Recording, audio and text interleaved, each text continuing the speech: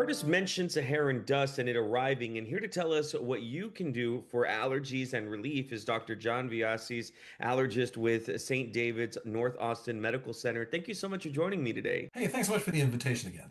So, we know pollen and pollution can trigger allergies, but what exactly is in Saharan dust that causes people with allergies or asthma to kind of start having those problems? Yeah, so every year around this time of year, we start having symptoms of congestion, drainage, sneezing. And what's interesting right now is that we're not seeing a lot of allergy in the air right now. The pollens are pretty low right now.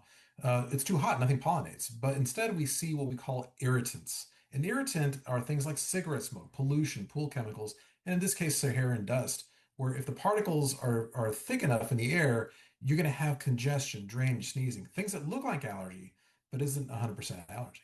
What symptoms should people look out for during a Saharan dust event, especially for those who don't normally suffer from allergies?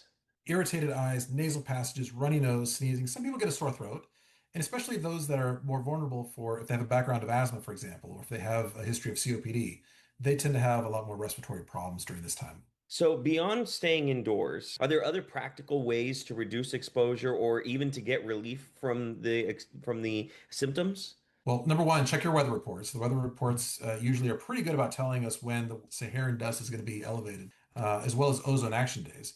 And then change your filters if you haven't changed your filters at home. You may consider getting those standalone filters as well for your home.